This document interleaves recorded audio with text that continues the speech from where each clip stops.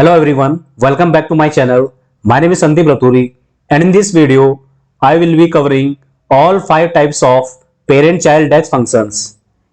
These functions are very important when working with parent-child relationships in your data, and they are also very useful for implementing row-level security. So make sure to watch the video till the end, and if you enjoy it, don't forget to hit the like button. Let's start with the PATHDEX function.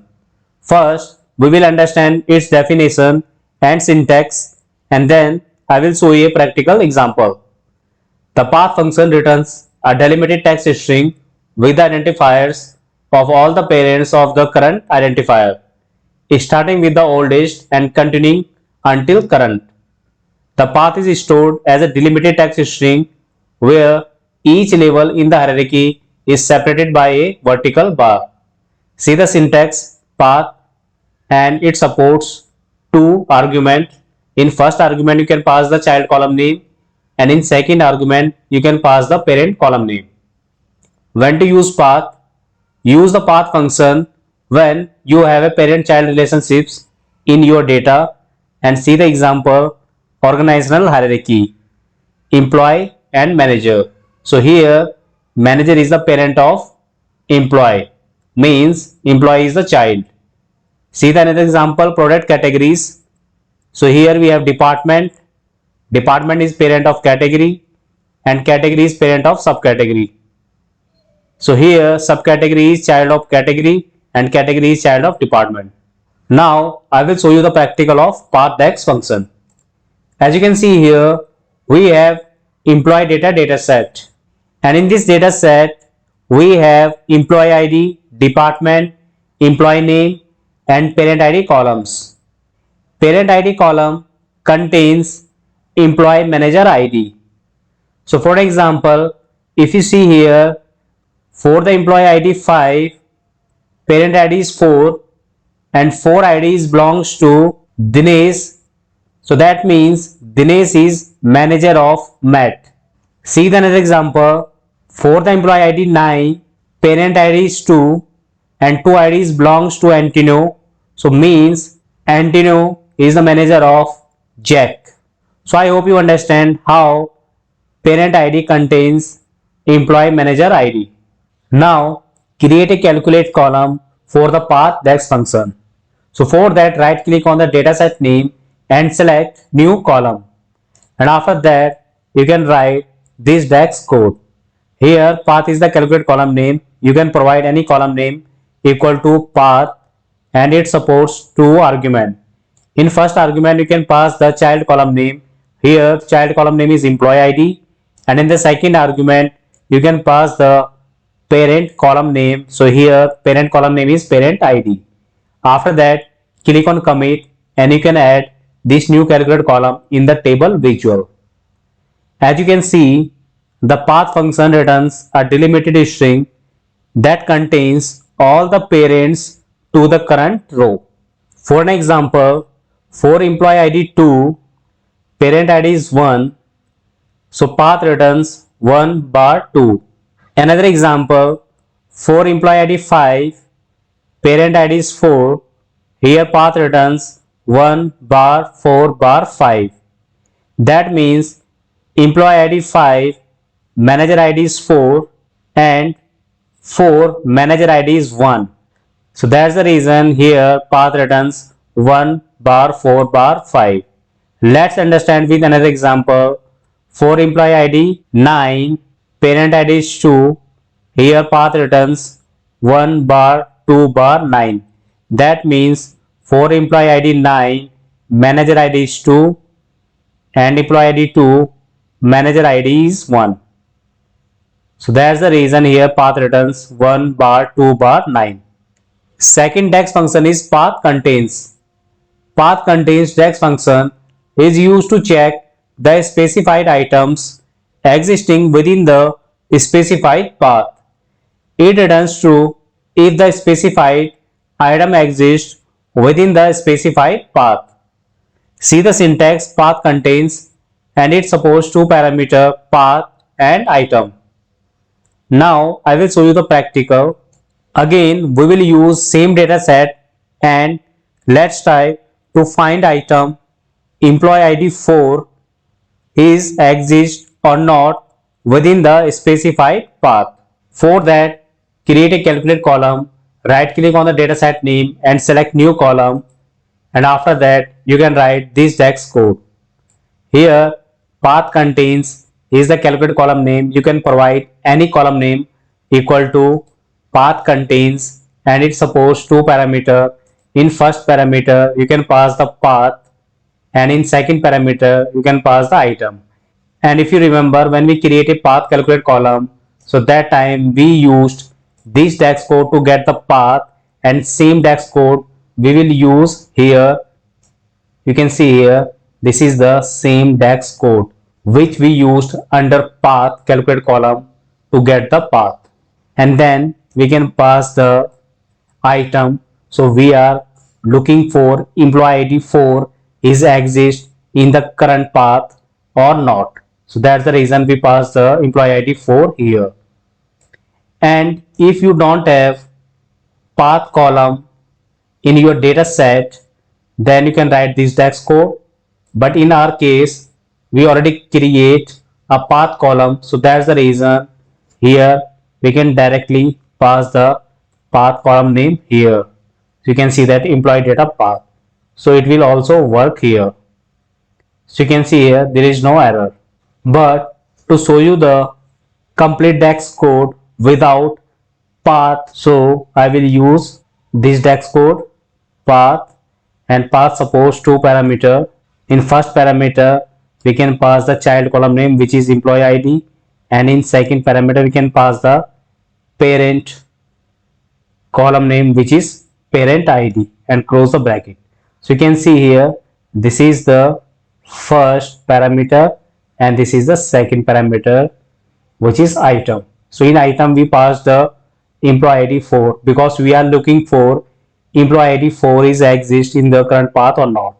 After that click on commit, and then add this calculate column in the table visual, and you can see here for the employee ID 1 it is showing false. Reason behind, in this path there is no employee ID 4, and if you see here for the employee ID 4, here you can see that in this path employee ID 4 exists, so that's the reason it is showing true. Same for the employee ID 5, here you can see that in this path employee ID 4 is exist, so that's the reason it is showing true. Same for the employee ID 6, here you can see that in this path employee ID 4 exists, and for others it is showing false. So I hope you understand how path contains DAX function works. Third DAX function is path length. Path length DAX function is used to count the number of parents to the specified item in a given path result, including self. See the syntax, it supports only single parameter which is path. Now I will show you the practical. Here you can see that we will use same data set. Now create a new calculate column, right click on the data set name and select new column, and after that you can write this DAX code. So here path length hyphen labels is the calculate column name. You can provide any column name equal to path length, and it supports only single parameter which is path. And now you know very well how to get the path. So here you can see the syntax for the path, and it supports two parameter. In first parameter you can pass the child column name, and in second parameter you can pass the parent column name which is parent ID, and after that click on commit. And one more thing which I already told you, if you already have path column, so here you can directly pass the path column name which is employee data path, and after that click on commit. So it will also work here. But my motto is here, if you don't have any path columns, then how you will get the path length? So for that you have to write path DAX code, this one path, and it supports two parameter, child column name and parent column name, and then click on commit. And after that you can add this calculate column in the table visual, and you can see here PATHLENGTH DAX function counts the number of parents to the specified item in a given path result, including self. So for the employee ID 1, you can see here this is the path result, and here we have only 1, so that's the reason it is showing 1. For the employee ID 2, here you can see that we have 1 parents and 1 child, so that's the reason it is showing 2. Here we have 3, so that's the reason it is showing 3, and here we also have 3, so that's the reason it is showing 3. So I hope you understand how path length DAX function works. Fourth DAX function is path item. Path item DAX function returns the item at the specified position from a string resulting from evaluation of a path function. Positions are counted from left to right. See the syntax path item, and it supports 3 parameters: path, position and type. Here, path is a text string in the form of the results of a path function. Then we have position. Position is an integer expression with the position of the item to be returned. And then we have type. It is an optional and that defines the data type of the result in the form of 0 and 1. 0 means results are returned with the data type text, which is default, and then we have 1, results are returned as integer. Now I will show you the practical for the path item. So for that, create a calculate column, right click on the dataset name, select new column, and after that you can write this DAX code. So here path items label to employee is the calculate column name equal to path items, and it supports 3 parameter. So in the first parameter, pass the path. So you know very well how to get the path. So this is the DAX code to get the path, and then pass the child column name, which is employee ID, and then pass the parent column name, which is parent ID, and then in the second parameter pass the position, and in the third parameter pass the type, and after that click on commit. As you can see here, we have provided second position to fetch the employee manager that are at level 2. So for the employee ID 1, here you can see that there is no second level manager ID here, so that's the reason it is showing blank. For the employee ID 2, here you can see that we have 2 employee IDs. So as per the path item definition, positions are counted from left to right. So if we will count from left to right, so here you can see that 2 comes at level 2, so that's the reason it is showing 2 here. For the employee ID 5, here you can see that at position 2, employee ID 4 is there. If we will count from left to right, so first we have 1, then 4. So that's the reason it is returning 4 here. Now create one more calculate column and write this DAX code. So this time everything is same. We only change the position. Instead of 2, we just pass the 3 because we want to see the third level position manager ID. So here you can see that for the employee ID 5, if we will count the position from left to right, so at position 3, 5 ID is there. So now see the DAX result, it is showing 5. And for the employee ID 1 to 4, there is no level 3 position, so that's the reason it is showing blank. And for the employee ID 7, here you can see that 7 ID is at the position 3, so that's the reason it is showing 7 here. So I hope you understand how path item DAX function works. Last DAX function, we have path item reverse. It works similar like path item DAX function but in reverse way. See the definition, returns the item at the specified position from a string resulting from evaluation of a path function. Positions are counted backwards from right to left. See the syntax, path item reverse. It supports 3 parameters: path, position and type. Now I will show you the practical.